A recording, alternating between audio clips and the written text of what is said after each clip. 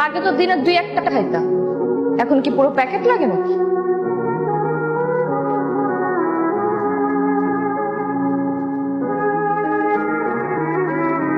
এই সিগারেট না আমি কারো বাপের টাকায় খাই না, নিজের টাকায় খাই, তো আবার নিজের বাড়ির ছাদে। কারো বাপের যদি কোনো সমস্যা থাকে না, সেজন্য চুপচাপ চলে যায়, কিন্তু আমার সিগারেট নিয়ে যেন কথা বলার সাহস না পায়।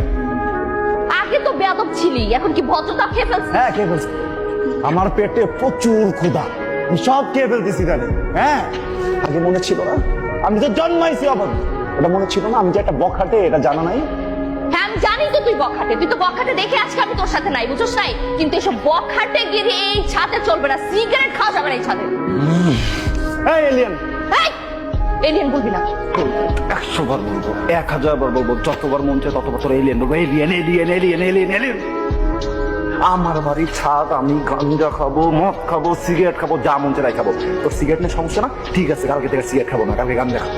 এর পরের দিন যদি তো আবার সমস্যা হয়, আমি মদ খাবো, সব সমস্যা আমি সব খাবো ওই জায়গায়। তো আসতে কেন তো? হ্যাঁ এত জোরে জোরে ডায়লগ দিলে আমাকে তো সিগারেট গাঁজা মদ এগুলো কথা সরে বল। সব কি বলা লাগে? আমি এটা করে দেখাবো। দেখা দেখা না কি করতে পারছ, আমি দেখি। আমি কিছুই করবো না, আমার কোনো দরকার নেই কিছু করার, আমি শুধু তোর মাকে বলবো, ঠিক আছে? মা বলছি আরো জোরে, আরো জোরে চিল্লা, শোনা যেতেছে। মা! মা আরো জোরে চিল্লা, আরো জোরে চিল্লা, আরো জোরে চিল্লা, জোরে চিল্লা, জোরে জোরে। আমি ডাকতেছি ফালতু।